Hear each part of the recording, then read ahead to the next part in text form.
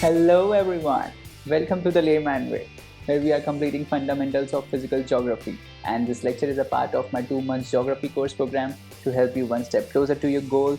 And guys, this program is all free, so don't forget to smash that like button, subscribe, and also turn on the notifications. Alright, if you want to view our full course, you can always click on the I button in the top right corner and view our full playlist. And guys, if you are following this program, do not forget to leave a comment down below about your progress in the course, guys, so that we can motivate one another. And let's get started. आज हम chemical weathering पढ़ेंगे। हम chemical weathering से start करते हैं, एक एक करके डिस्कस करेंगे कि क्या होता है ना।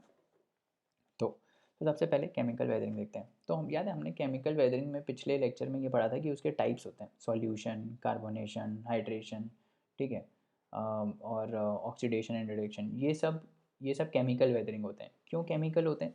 क्योंकि इसमें केमिकल रिएक्शन हो रहा होता है, इसमें कोई फोर्स नहीं लग रहा होता है। फोर्स लगेगा तो फिजिकल हो जाएगा, ठीक है। केमिकल मतलब कोई रिएक्शन हो रहा होता है, अब चाहे वो वाटर के साथ हो, ठीक है, चाहे वो वाटर के साथ हो, चाहे वो ऑक्सीजन के साथ हो, तो वो ऑक्सीडेशन हो जाता है ना। चाहे वो कोई एसिड हो, ठीक है, जैसे मैंने कार्बोनिक एसिड का बात किया था कि भाई लाइमस्टोन के रीजन में जो कैल्शियम कार्बोनेट होता है वो वाटर के साथ रिएक्ट करके कार्बोनिक एसिड बना देता है, तो उसमें रॉक डिजॉल्व हो जाता है ना। तो वो कार्बोनेशन है। तो इसको आगे देखते हैं कि क्या है। और एक है सॉल्यूशन। तो सॉल्यूशन कार्बोनेशन दोनों लगभग एक ही टाइप का ही है, कोई ज़्यादा डिफरेंस है नहीं इसमें, ठीक है। तो सॉल्यूशन क्या होता है? When something is dissolve in water और एसिड्स, द वाटर और acid which dissolve contents is called solution, ठीक है। सिंपल है ये, बचपन में हमने पढ़ा था कि भाई कोई जैसे शुगर है, ये पानी है और शुगर इसमें मेरे को डिज़ोल्व करनी है। तो जब हम शुगर को डिज़ोल्व कर देते हैं, है ना, जो बाद में ये बनता है उसको हम सॉल्यूशन बोलते हैं, है ना। मीठा पानी, राइट, हम बोलते हैं ना। मीठा पानी पीना है तो जब हम शुगर वाटर में डिज़ोल्व करते हैं तो जो बनता है आखिरी में उसको हम बोलते हैं सॉल्यूशन। सॉल्यूशन मतलब दो दो तीन चीज़ें आपस में मिलके एक पर्टिकुलर चीज़ बनाती, ठीक है। तो शुगर प्लस वाटर मिलके एक सॉल्यूशन बना दिया, ठीक है, तो वो सॉल्यूशन होता है। तो ऐसे ही सेम चीज़ रॉक में भी हो सकती है, राइट। क्योंकि अब रॉक जो है वो बना किससे है? रॉक बना है मिनरल से, करेक्ट।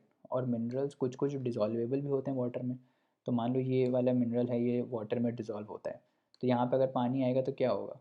वो डिज़ोल्व हो जाएगा। डिज़ोल्व होकर क्या बनाएगा? सॉल्यूशन, है ना। और वो सॉल्यूशन बह जाएगा नीचे, राइट, करेक्ट। तो इस प्रोसेस को हम बोलते हैं सॉल्यूशन, जिसमें मिनरल्स जो होते हैं रॉक के जो मिनरल्स होते हैं वो जब वाटर में डिज़ोल्व हो जाते हैं, ठीक है, वो जब वाटर में डिज़ोल्व हो जाते हैं तो उसको हम बोल देते हैं क्या? सॉल्यूशन, करेक्ट, उसको हम बोल देते हैं सॉल्यूशन। कार्बोनेशन जो है वो सॉल्यूशन का पार्ट ही है।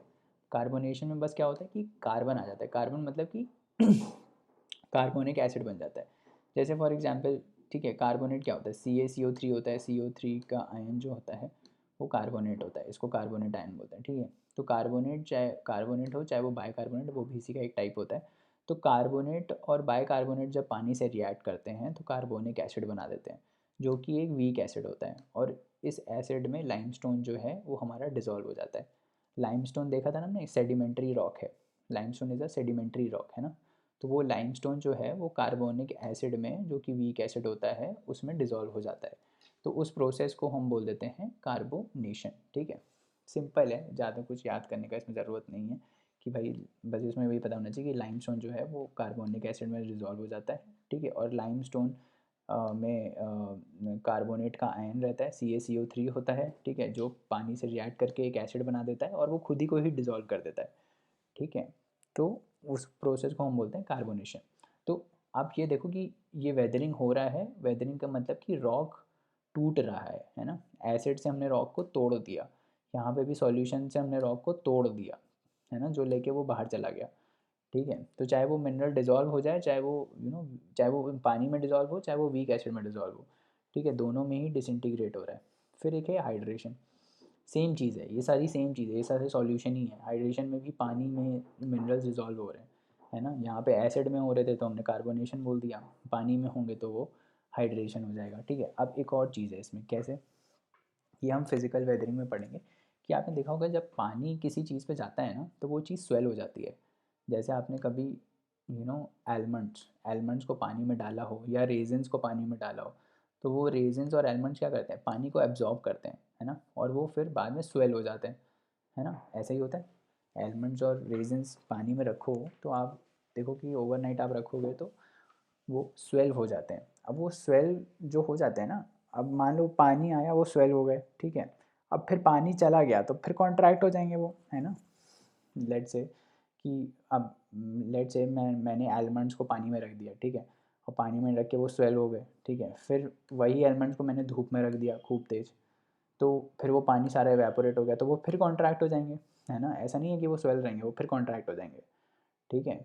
तो जब ये रिपीटेटिव हो जाता है ना, पहले पानी आया वो स्वेल हो गया, फिर पानी चला गया वो कॉन्ट्रैक्ट हो गया, तो जब रिपीटेटिव ऐसा चीज़ होगा तो क्या होगा, स्ट्रेसेस जनरेट होने लगेंगे और उन स्ट्रेसेस से फिर फ्रैक्चर होने लगेगा, ठीक है। तो वो यही बोल रहा है कि रेपिटेटिव जब वेटिंग और ड्राइंग होती है, जब पानी आता है और सूखता है, तो उससे स्ट्रेसेस जनरेट होते हैं और उस स्ट्रेस की वजह से जो है वो क्रैकिंग होने लगती है। ये फिज़िकल वेदरिंग का पार्ट है, ठीक है। बट क्योंकि इसमें पानी इन्वॉल्वमेंट है तो उसको मैंने केमिकल में भी इंक्लूड कर दिया है, ठीक है। तो इससे स्ट्रेसेस जनरेट होते हैं, फिर फटीग आता है, ठीक है, फिर रॉक टूटता है। तो यही बेसिस है रॉक के टूटने का, ठीक है। और फिर आगे जैसे ऑक्सीडेशन एंड रिडक्शन हो गया। अब ऑक्सीडेशन एंड रिडक्शन में क्या होता है कि भाई आयरन है, जैसे मान लो ये देखा है ना हमने, ये रेडिश कलर जो आता है वो जो है वो रिडक्शन की वजह से आता है, सॉरी ये ऑक्सीडेशन की वजह से आता है। क्योंकि क्या होता है कि मान लो जो हमारे रॉक होते हैं, ठीक है, उसमें जब आयर उसमें कुछ कुछ मिनरल्स होते हैं, ठीक है, मिनरल्स होते हैं, मेटालिक मिनरल्स की हमने बात करी थी, फिर हमने नॉन मेटालिक मिनरल्स की बात करी थी, याद है ना। जब हम मिनरल्स पढ़ रहे थे तो हमने देखा था कि वो मेटालिक और नॉन मेटालिक में हैं। तो मान लो मेटालिक मिनरल है, मेटालिक मिनरल और उसमें भी फेरस है। तो जो फेरस मिनरल्स होते हैं, मान लो किसी रॉक में फेरस मिनरल है हमारा, ठीक है। अब आपको तो पता है आयरन रस्ट करता है ना। आयरन रस्टिंग कैसे होता है, जब आयरन जो है वो ऑक्सीजन से रिएक्ट कर जाता है, आयरन ऑक्सीजन से जब रिएक्ट कर जाता है तो वो आयरन ऑक्साइड बना देता है, ठीक है। आयरन ऑक्साइड जो होता है वो रेडिश कलर का होता है, ठीक है, ब्राउन और मतलब इस टाइप का, ब्राउनिश टाइप का थोड़ा थोड़ा रहता है, ठीक है। तो वो क्यों होता है, वो ऑक्सीडेशन की वजह से होता है। क्यों? क्योंकि आयरन जो है वो ऑक्सीजन से रिएक्ट कर जाता है, ठीक है। अब किसी अगर रॉक में ये आपका फेरस मिनरल है जिसमें आयरन है, फेरस मिनरल मतलब आयरन है उसमें, तो वो ऑक्सीजन से रिएक्ट करके क्या करेगा, वो रिएक्ट करके ऑक्सीडाइज होने लगेगा, तो रस्ट करने लगेगा थोड़ा थोड़ा, ठीक है। तो इस टाइप का अपीयरेंस आ जाएगा उसका, ठीक है, इस टाइप का अपीयरेंस आ जाएगा। तो वो जो है इस प्रोसेस को हम बोल देते हैं ऑक्सीडेशन। तो इसमें भी क्या है, इसमें भी जब आपने देखा होगा ना, जो जंग लगी हुई आयरन की चेन्स होती हैं वो बहुत ही ईजी होती है तोड़ना। क्योंकि ईजी इसलिए होती हैं क्योंकि वो ख़राब हो जाती हैं, मैं ख़राब मतलब कि उसमें वो उसको होल्ड करने का कैपेसिटी बचा नहीं रहता है, क्योंकि सारा तो ऑक्सीजन से रिएक्ट कर जाता है वो, ठीक है। तो रस्टेड आयरन जो होता है वो बहुत ही वीक होता है, राइट। तो same goes for rocks as well. तो जो ऑक्सीडाइज्ड रॉक होते हैं वो बहुत ही ईजिली टूट जाते हैं, ठीक है। तो वो यही बोल रहा है कि ये जब ऑक्सीडेशन बहुत ज़्यादा हो जाता है तो ये खुद ही टूट जाता है, ये रॉक खुद ही टूट जाता है, ठीक है। तो और रिडक्शन क्या होता है, ये ऑक्सीडेशन तो अभी समझ में आया, ये reaction with oxygen to form oxides and hydro oxides, ठीक है। तो इसको हम बोलते थे ऑक्सीडेशन। अब रिडक्शन क्या होता है, रिडक्शन में उल्टा होता है, इसमें ऑक्सीजन ऐड हुआ ना ऑक्सीडेशन में, रिडक्शन में ऑक्सीजन निकल जाता है, ठीक है। तो जब ऑक्सीजन निकल जाता है किसी चीज़ से तो भी तो भी ये वीक होता है। बेसिकली क्या है कि कभी भी आप कोई भी स्ट्रक्चर किसी चीज़ का चेंज करोगे, ठीक है, उसमें चाहे ऑक्सीजन ऐड करो चाहे निकालो, ठीक है, तो उसकी केमिस्ट्री चेंज होती है। और केमिस्ट्री चेंज जब कभी भी चेंज आता है ना किसी केमिस्ट्री में, तो वो होता है वो वीक हो जाता है, क्योंकि रॉक जो होता है वो हमेशा ओरिजिनल स्टेट में स्ट्रॉन्ग रहता है, कुछ भी उसमें आप चेंज करोगे तो वो वीक हो जाता है। तो वैसे ही अगर ऑक्सीजन हमने ऑक्सीजन उसे निकाल दी तो भी वो रॉक डिसइंटीग्रेट होने लगेगा। और जो ये ग्रीनिश और ब्लूइश कलर होता है ना इन फेरस रॉक्स में, वो रिडक्शन की वजह से आता है, आयरन के रिडक्शन की वजह से आता है। तो मान लो कोई आयरन ओर था उसके अंदर, कोई रॉक के अंदर आयरन ओर था, उससे हमने ऑक्सीजन निकाल दिया, ठीक है, उससे अगर हमने किसी भी आयरन ओर से हमने ऑक्सीजन निकाल दिया तो वो एक ग्रीनिश और ब्लूइश कलर देने लगता है। तो उसको हम बोल देते हैं कि वो उसका रिडक्शन हो गया, ठीक है। बाकी आई थिंक ये सारा जो चीज़ें हैं ना ये बहुत ही सिंपल हैं कि ये जो रेट है किस पे डिपेंड करता है, रेट ऑफ सॉल्यूशन किस पे डिपेंड करेगा कि भाई वो कितना जल्दी डिज़ोल्व हो रहा है, उसमें मिनरल्स कितना जल्दी डिज़ोल्व हो रहे हैं, ठीक है, उसमें पोर स्पेसेस कितनी है पानी के आने के लिए, है ना। तो ये सब पे डिपेंड करता है बेसिकली हमारा कि कितना जल्दी ही इरोड होगा, कोई भी रॉक कितना जल्दी इरोड होगा ये डिपेंड करता है उसके मिनरल कंपोजिशन के ऊपर कि भाई उसमें कौन से मिनरल्स हैं, कितने डिज़ोल्व हो रहे हैं पानी में, कितने एसिड में डिज़ोल्व हो रहे हैं, है ना, कितना पोरस मटेरियल है, जो क्योंकि ज़्यादा पोरस होगा मतलब ज़्यादा होल्स होंगे उसमें, तो पानी ज़्यादा अंदर जा पाएगा और ज़्यादा चांस होगा कि हम ज़्यादा चांस होगा कि वो बेसिकली इरोड हो पाए, है ना। और फिर warm wet climates promote rapid chemical weathering while dry climates inhibit chemical weathering. इसका क्या मतलब है, देखो वार्म वेट क्लाइमेट क्या होता है, वार्म वार्म और वेट, टेम्परेचर भी है और पानी भी है, ठीक है। तो अगर पानी होगा तो ऑब्वियसली हमारा केमिकल वेदरिंग ज़्यादा हो गई, ठीक है, जहाँ भी पानी आ जाए, जहाँ भी पानी आ जाए एसिड हो जाए, एसिड आ जाए वहाँ पे केमिकल वेदरिंग होता ही है, ठीक है। वार्म मतलब वार्म मतलब थोड़ा सा गर्म। अब आपने देखा होगा कि जब गर्मियाँ होती हैं और ह्यूमिड एटमॉस्फेयर होता है तो चीज़ें ज़्यादा जल्दी ख़राब होती हैं। आपने खाना भी देखा होगा कि खाना भी अगर आप बाहर रखो गर्मी में तो वो ख़राब हो जाता है। क्यों ख़राब हो जाता है?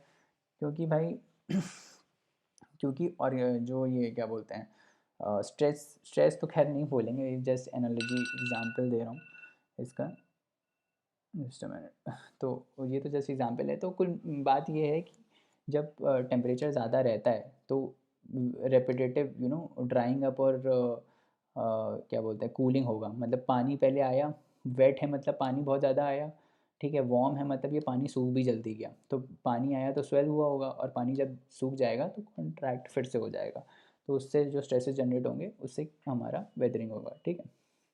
तो यही बोला रिपीटेटिव वेटरिंग है, drying of surface layer, waiting से एक्सपेंशन होगा, ड्राइंग से कॉन्ट्रैक्शन होगा, जिससे स्ट्रेसेस आ जाएंगे, करेक्ट। तो जो ड्राई क्लाइमेट है that promotes physical and mechanical weathering. Dry climate हम देखेंगे जिसमें पानी नहीं होता है, ड्राई तो वही हो गया ना, वेट मतलब जहाँ पानी है, जहाँ पानी है उसमें जब वेदरिंग होगा तो वो एक्सपेंशन और कॉन्ट्रैक्शन से होगा, मतलब एक्सपेंशन मतलब वेटिंग और ड्राइंग और स्वेलिंग से होगा, बेसिकली पानी आएगा तो स्वेल हो जाएगा और जब पानी जाएगा तो वो कॉन्ट्रैक्ट हो जाएगा। जबकि जो ड्राई क्लाइमेट है वो फिजिकल वेदरिंग प्रमोट करता है। फिजिकल वेदरिंग कैसे कि भाई जब बहुत ज़्यादा टेम्परेचर होता है, ठीक है, चीज़ का तो एक्सपैंड करता है रॉक, ठीक है, और जब टेम्परेचर डाउन होता है तो वही चीज़ कॉन्ट्रैक्ट करती है, ठीक है। ये हम आगे देखेंगे, अभी दिमाग लगाने का इसमें ज़रूरत नहीं है, ठीक है। बाकी एक है डिकम्पोजिशन बाय ऑर्गेनिक एसिड्स। तो डिकम्पोजिशन बाय ऑर्गेनिक एसिड्स में बेसिकली ऑर्गेनिक जहाँ आ गया मतलब वहाँ पे लिविंग ऑर्गेनिज्म आ गए, ठीक है। तो बैक्टीरिया जो हैं, ठीक है, बैक्टीरिया भी रॉक को डिसइंटीग्रेट करते हैं। कैसे? बैक्टीरियाज बेसिकली एसिड रिलीज़ करते हैं, ठीक है। तो जो लिविंग ऑर्गेनिजम्स हैं, जो बैक्टीरिया होते हैं वो एसिड्स रिलीज़ करते हैं, वो जब एसिड, जो भी एसिड है वो जब एसिड रॉक के साथ इंटरेक्ट करते हैं तो वो उसको तोड़ने की कोशिश करते हैं। हम देखा था ना कि रॉक जो है वो एसिड्स में डिज़ोल्व होते हैं, करेक्ट। तो वो रॉक्स को तोड़ने की कोशिश करते हैं, ठीक है। तो उससे यहाँ उससे भी वेदरिंग होता है, ठीक है। तो एक ये है रीज़न, ठीक है। अब एक क्वेश्चन आता है कि यार एक क्वेश्चन आपसे बहुत इम्पॉर्टेंट क्वेश्चन है और बहुत ही लॉजिकल क्वेश्चन है कि मान लो किसी रॉक है, हमने बोला कि यार जो वेदरिंग है वो बाहर की अगर कोई चीज़ ये रॉक से इंटरेक्ट कर रही है ना, तो वो वेदरिंग करती है, राइट। अब उसमें जैसे सनलाइट हो या फिर पानी हो, राइट। बट मान लो हमने इसको सॉइल से कवर कर दिया। अब मोस्ट लॉजिकल क्वेश्चन ये आता है कि अगर मैंने इस रॉक को सॉइल से कवर कर दिया, है ना, तो अगर मैंने इसको सॉइल से कवर कर दिया तो ये बाहर से मैंने जो डिस्कनेक्ट कर दिया, ये बाहर का इन्वायरमेंट मैंने डिस्कनेक्ट कर दिया इसको, तो ये एक्चुअली में वेदरिंग नहीं होना चाहिए इसका। बट रियलिटी क्या है कि इसका वेदरिंग इस केस में और बढ़ जाता है, ठीक है। क्यों बढ़ जाता है, चलो देखते हैं क्यों बढ़ता है भाई। रॉक है, ठीक है, उसके ऊपर सॉइल का लेयर है, तो ये तो बाहर से इसको कोई इंटरेक्ट कर नहीं पा रहा है, तो फिर कैसे हो रहा है रॉक वेदर?